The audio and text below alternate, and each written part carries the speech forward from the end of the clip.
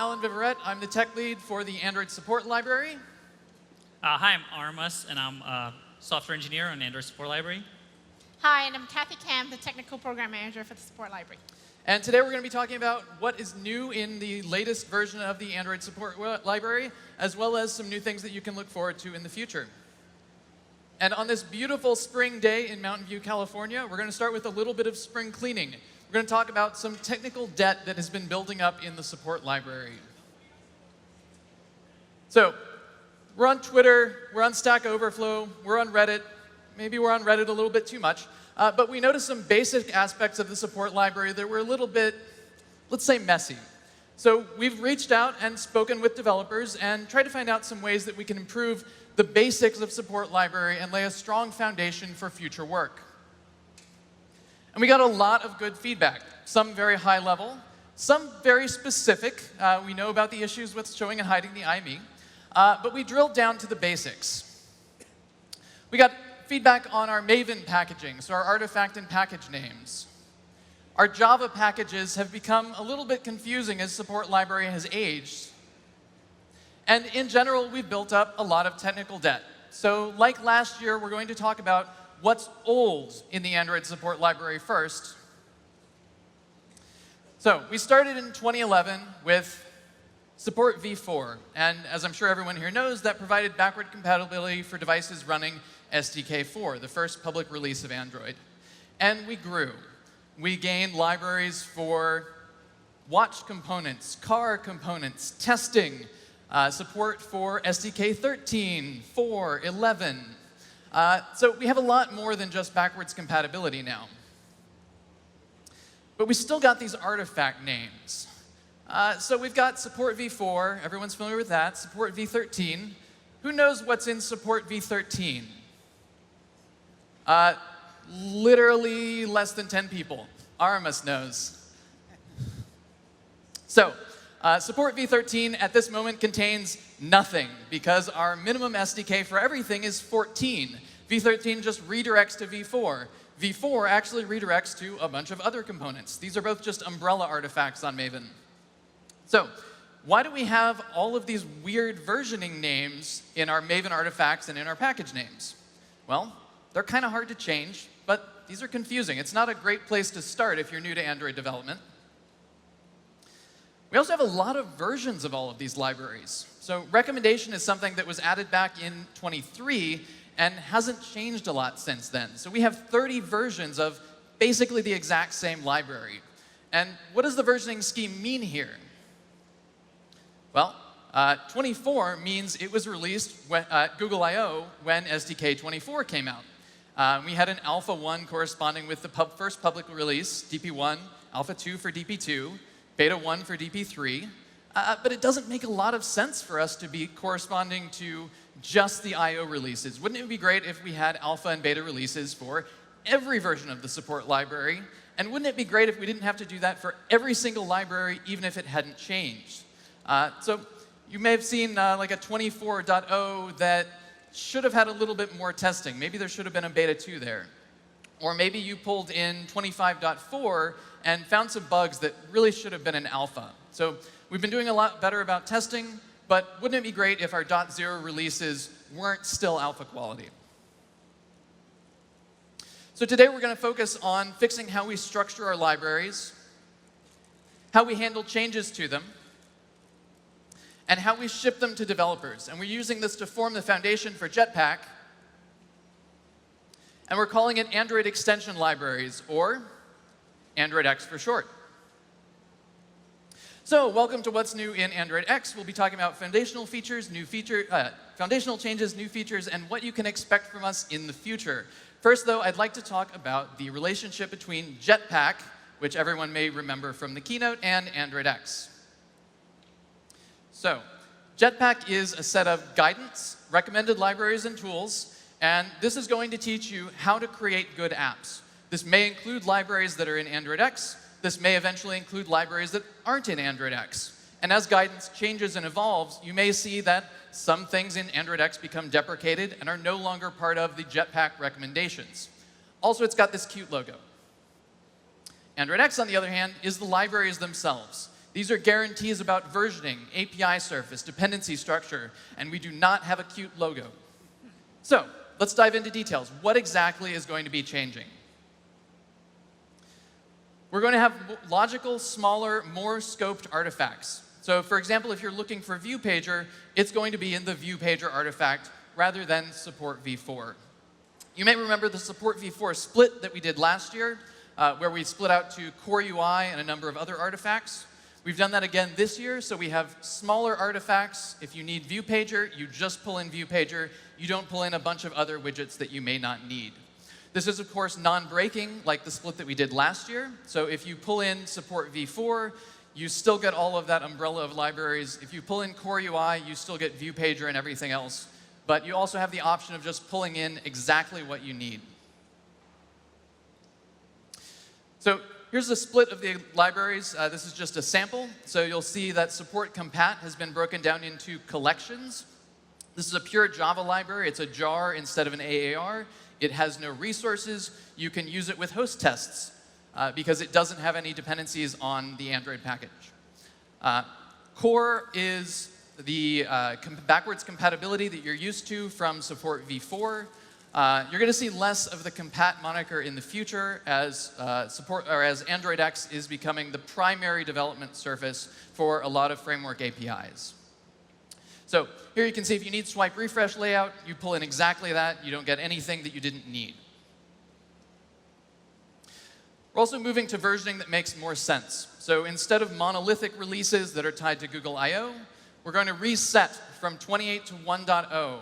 And the major version number now actually means something. So previously, we would break binary compatibility on any minor version bump. And if you're using a library that depends on a specific version of support library, this can be really problematic. You may not even find out until runtime that some method signature that a library depends on has changed. Our move to strict semantic versioning with AndroidX means that you can always expect the major version number to indicate binary compatibility. Anything in a 1.4 version of the library, anything with a 1.4 dependency on a library, for example, would be compatible with 1.5, 1.6, all the way up until 2.0. We're also going to be doing per artifact versioning and release. So instead of a monolithic release, if we have a bug fix for RecyclerView, we release a .1 of just the RecyclerView library. You only have to pull in one new artifact, and if you don't need it, you don't have to pull it in. So it's going to be very low effort on the part of the developer. Right, and we want to make it easy to know what's inside each artifact. So as I mentioned, our Maven artifacts are now finer scoped. They correspond to features instead of very broad swaths of, for example, all of support v4. We have a consistent scheme of AndroidX.feature.package and class according to layer and functionality. And our Maven naming scheme reflects this. So our group IDs are going to be AndroidX.feature. This will correspond directly to the Java package. The artifact ID will be the feature. And if there's a subfeature, for example, RecyclerView Selection, you will see AndroidX.RecyclerView, RecyclerView-selection. You also notice that we've moved all of the v7, v4 explicit SDK explicit backwards compatibility or explicit compile SDK requirements. So our min SDK requirement is built into the Android manifests for these libraries, and we also make heavy use of the requires API annotation. So you may run into methods that may return a new object. So you may see something that returns compat, something that returns the actual object, and you can call that if you're on a newer platform. All right, so let's dive into an example of that. Here's an example of some libraries that you may already be using. We're unifying everything under the AndroidX top-level package. So everything that was in com.android support is now an Android extension library. Everything from android.arch is now an Android extension library. For the most part, we're preserving the names, but you'll see some simplifications. So Android Arch persistence room, for example, is now just room. When you're looking for room, you can find it very quickly. Let's dig down on support compat and CardView v7 specifically and take a look at some of the classes. So build compat has moved from an explicit v4 support to Android Core OS build compat. And in the future, you'll actually see a lot less of the compat suffix on classes. CardView v7 is now just cardview.widget, and the class is CardView. You'll find other supporting classes in cardview.util, etc. So hopefully this isn't too shocking. I think this is a very long-awaited refactoring that we've really been wanting to do for a long time. And you might be wondering, how do I get that? So we'll hand over to Armas. He's going to walk you through what it looks like to migrate your application. Hello there. All right, thanks, Alan. So I will walk you guys through our migration story and how you want to get to the AndroidX library usage. So first things first, if you're using Android Studio, we will be providing an automated tool for migrating over. This tool is available starting with Android Studio 3.2 Canary 14 that shipped yesterday. This automated tool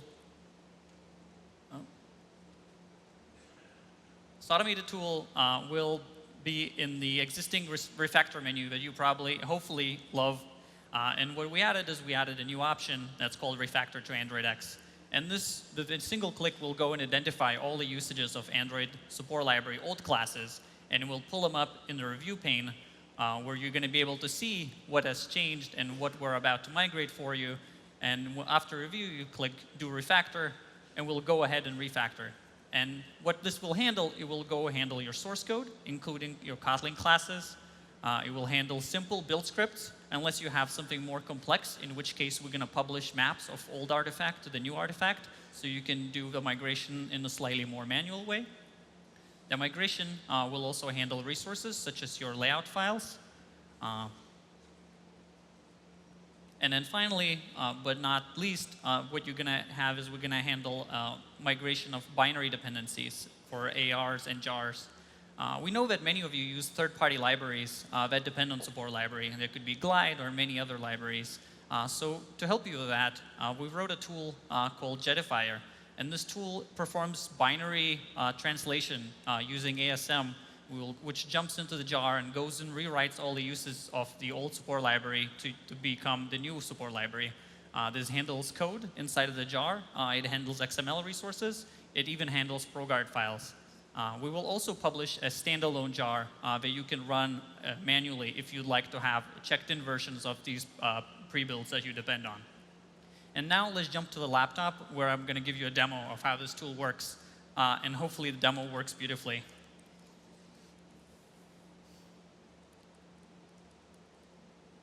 And of course, here we go. All right, let's jump to the laptop. Right. So here you're looking at a Topeka Android app. It's available on Google Samples GitHub page. It's nothing super amazing. This is just using standard components and showing examples of how it works.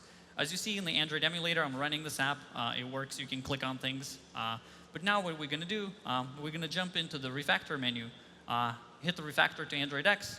What this is going to do is going to go jump in and search through all the uses of all the old support library classes in both XML, Java, and all the other places that we migrate for you. And after it's done searching for, it's going to present all the things that it will suggest for you to migrate. And in this case, I'm looking at the specific sign-in fragment class, and you can see there's a bunch of uses of support library. And what is going to happen when I hit Do Refactor, it will go and rewrite all of these, and including build script files and everything. And of course, Gradle needs to go and sync again now because we just changed all of the dependencies and the class paths need to be reloaded. So now that's where you twiddle your thumbs a little bit and wait for Studio to do its thing. And now we are using new stuff. And now when I hit build and install, hopefully in a few seconds, at home you probably would go grab a coffee, but here we can't do that on the stage. But it will go and install it on the emulator any moment now. It will stall a little bit longer by saying other words. Ta-da! And now you see this is a new app. This is the same app using a brand new AndroidX library, and migration was fairly painless. So let's jump back to the slides.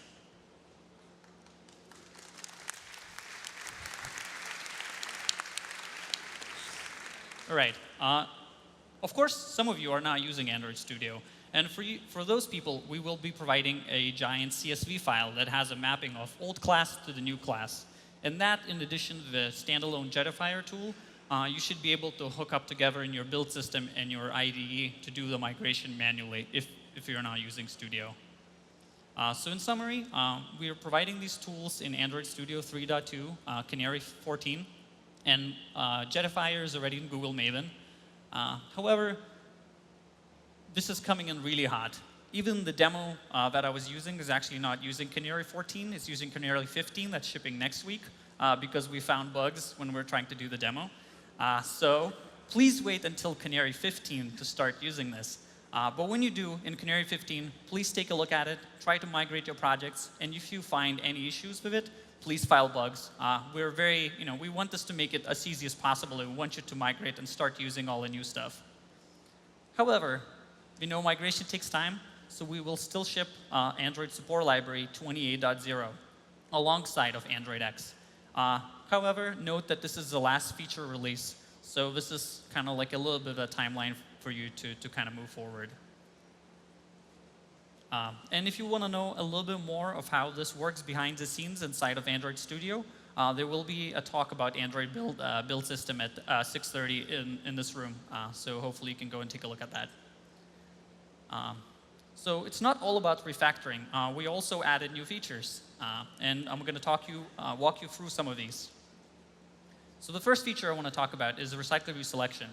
And this is a library that will allow you to handle item selection a lot easier. It will help you handle motion events and touch events and convert them into selection in the RecyclerView. This is a fairly flexible library where it allows for custom layout managers and a lot of custom actions that you can do with. So let's jump through and see how you use it. As you can imagine, you add a new dependency to your build.gradle file. And the important thing to note here is that we are using the new AndroidX artifact. This is the same stuff that Alan was talking about. So for the setup, what you need to do is you want to create a new layout, new adapter. And the adapter, the important thing is that it uses stable IDs. We're using a stock grid layout manager, and we set both of these on the RecyclerView. There's no selection code just yet. We're just doing the basic RecyclerView setup. The adapter, as I said, again, nothing super exciting. The only important thing here is that we're doing stable IDs. And this allows for consistent mapping from ID to the item. And then next, when we jump back to the activity, we set up selections libraries as key provider. And this, in conjunction with stable IDs, will allow for quick mapping between the IDs and the items that will handle the selection by the selection library. And now what we need to set up is the selection tracker, which actually is the actual machinery behind the scenes. And we pass in RecyclerView, the key provider, both of these that we just created, and then myDetailsLookup. And myDetailsLookup is actually a fairly simple class. You need to override only one method, and then inside of that one, you return item details. And that returns the position and the selection key for the item that is for the given motion event. And finally, RecyclerView has no default selection mechanism. So what you have to do is you have to handle it on onBind. So there, you might want to change the background of the view, or you can use it by setting activated state. And to get activated state working, you use background for the view, and that background is a selectable drawable that has an activated state, which will allow to indicate to a user that the item has been selected. So this is the basics. This library has a lot more. You can set up band selection. You can add custom selection areas. You can have items that are not square. You can have circular handling and stuff like that. There's a lot of stuff you can do with this library. And an important part on this slide, that's my dog, Jack. All right, another thing that we added to RecyclerView is a list adapter. And what this does for you is it helps you to work with RecyclerViews that change the content over time. So all you need to do is submit a new list. We run a diffutils tool behind the scenes for you on a background thread, and then we run the animations based on how the list has changed. And this is all handled via a very simple API. And I'm going to walk you through it. So what you need to do is you create a diff callback. And diff callback has to implement two methods. First one, make sure that the items are the same, where you compare the item IDs. And the second one, you want to check that the content is the same, where you do a deeper comparison, essentially equals in Java. And in there, if there is a change, we'll know how to crossfade your item from one to the next. And then the adapter, what you need to do in onBind, you just call getItem, and you do your regular binding. And then that's all you need to do to get the animation working. and then a highly complex code in the activity. You call submit list with your list, and that's it, you're done. Note, this works really well with live data and RX Java observables. So if you need to do a slightly more advanced adapter, we also have a base adapter called async list differ. So if you need to do that, just go and look into that. If you would like to know more about list adapter and similar utilities, see Managing Infinite Lists, the RecyclerView and Paging talk on Thursday at 2:30. Right. So another thing that we added is AndroidX.WebKit library. And what it allows you to do is to get the APIs that we've added in WebView on the older versions in a backwards compatible way. This library works on API 21 and newer, where we introduced the updatable WebView through Play Store. So take an example of Safe Browsing API that we added in API 27. This prevents loading of malicious URLs in the WebView inside of your application.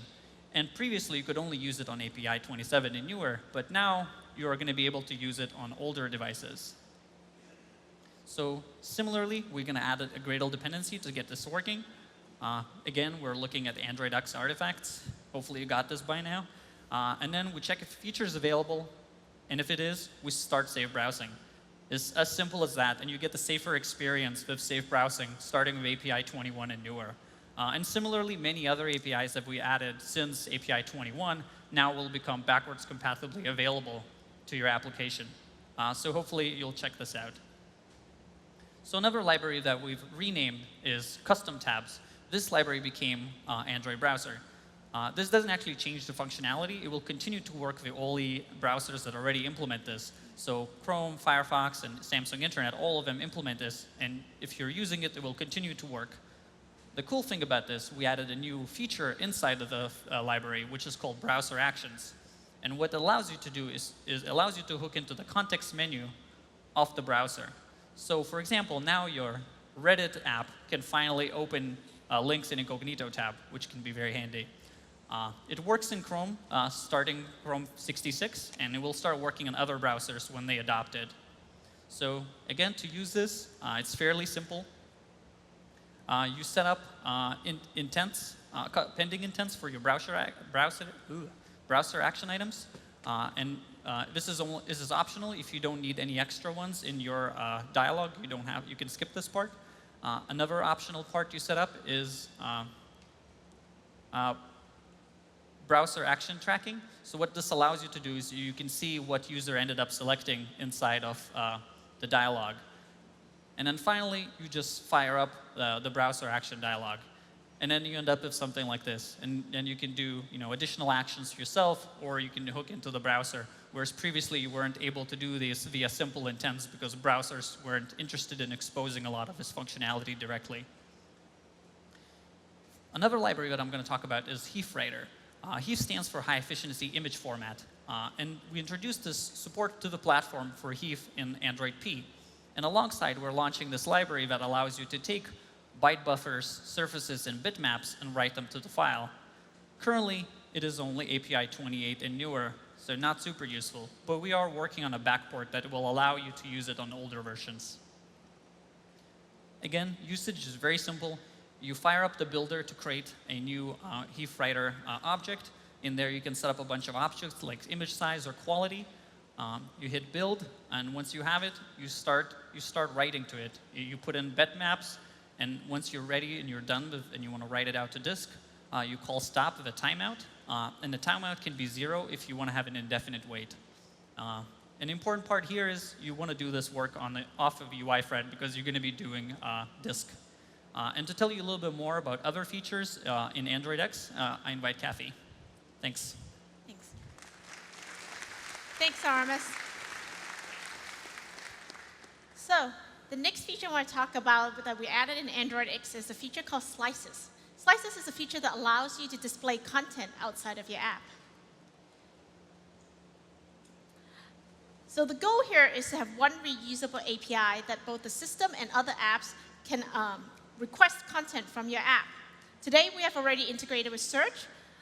Our goal is to look into integration with notification, long press, or even home screen in the future. So what is this content that you get to present? This content is both templated and interactive. It's templated so that when you have kind of live content, you can display it in a rich and flexible layout. And the content is interactive because we allow you to add existing controls like widgets, existing widgets like sliders, toggles, or scroll viewer, so that together you can have live data with inline actions or even deep links into your app. You can also choose to integrate your slices with search. So a user can display app content by searching your app name or even general terms that you register. This is a win-win for both users and the apps because users can get rich live data immediately and for your app to reach millions of users. Because this is implemented in AndroidX, it is usable immediately up to API 19. So let's take a look at how you can use it. So as you would expect, we have to first import the libraries. There's 3 libraries you need to import, and here we're importing from AndroidX. The first is the slice builders that includes methods to build content in a templated format. The next library is the slice view. This contains method so that you can present the content. And the last library to import is slices core that contains methods for permissions. So to build a slice, you have to define a slice, implement the slice, and handle the slice action. Let's take a look at how we can do it. So the first thing we need to do is to let the system or other apps know that you have slices to provide. So you do that by implementing your slice provider. So you register your slice provider in your android.manifest file. Next, you have to extend from the slice provider and implement your slice provider. You can have multiple slices for your app. So this is where the business logic happens. When a platform or another app wants to get your slices, you get a call on bind slice. There, you get a call with the URI of the slice being requested, and you have to return your slice immediately. So any content that needs to be loaded should be kicked off, and you would return it in build slice. So let's take a deeper look, and we're going to construct the slice here. And we get able to construct it with several builder classes, including row builder, grid row builder, and list builder. So let's take a look. So here, we can use the list builder to add a very simple header. The header contains a title and a subtitle, and you see the method add header that adds the header. Then to build on top of it, we can use the grid row builder. First, we get the latest weather information, and then we can loop through it, adding a cell to the grid row builder. And by just calling add grid row at the bottom, we append the rest of the slice to the header.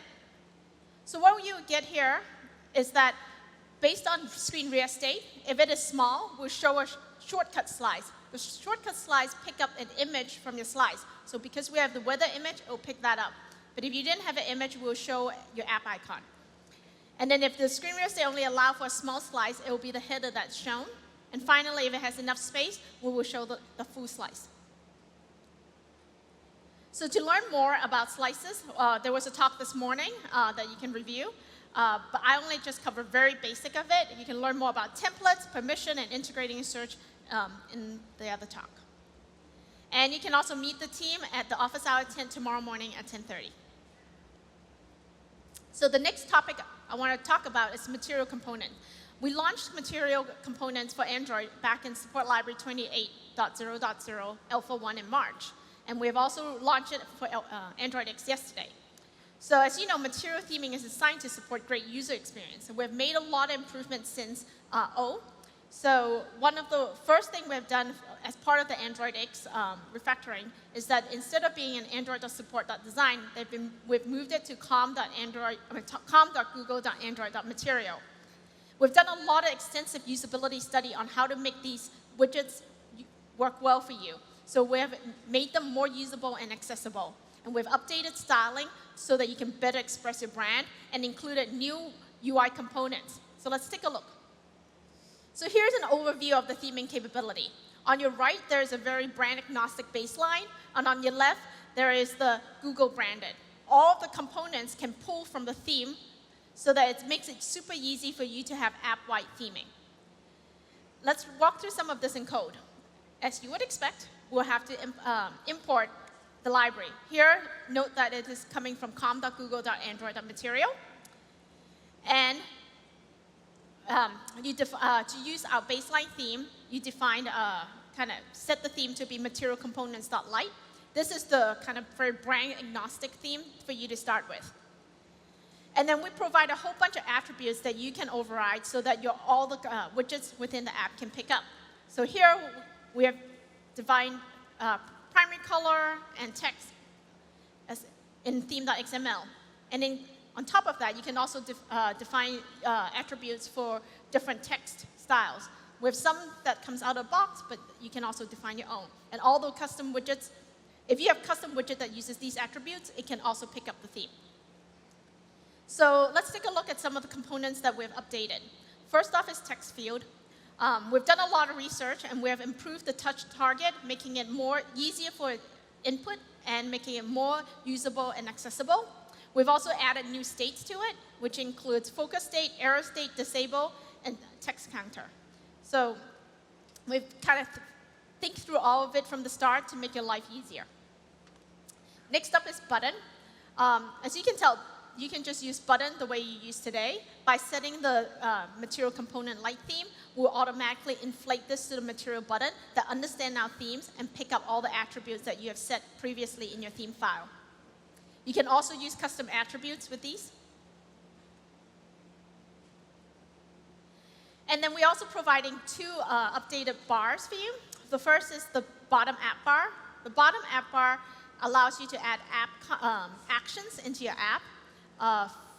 And what we have done here is that we have allowed you to, we've done research and saw that the phones are bigger. So we want to allow you to position your actions anywhere you want along the bottom app bar. So here we have a fab that is centered and then can be animated to be right aligned. The other bottom bar that we have updated is the bottom navigation bar. So just to clarify, that bottom app bar is for actions, and the bottom navigation bar is for different sections within your app. We do not recommend mixing these metaphors, but we provide both for you to choose from so that you can build your app. So pulling all of this together is the material card view. That is a wrapper on the existing card view in the support library or AndroidX. We've simplified how this was built so that it has less elevation and shadow, and it also pulls from the theme and color. So here you can see all the elements coming together with the text, button, and all of that in the material card view. With this component, you will have to define using material card view explicitly. We're looking to see whether we can integrate it as well. So with that, you can learn more about this in stage 8 at 4:30 on how to incorporate what's new with material design in your code base. And AndroidX is only one part of Jetpack. So Jetpack is a set of components, tools, and guidance to help you build great Android apps quickly and easily. So we're at this talk, but we have 4 more talks for you to learn more about Jetpack. So with that, thank you. Alan, Aramis, and I will be hanging out at the Android tent right over there. So we'll hope to see and talk to you, all of you. Thank you.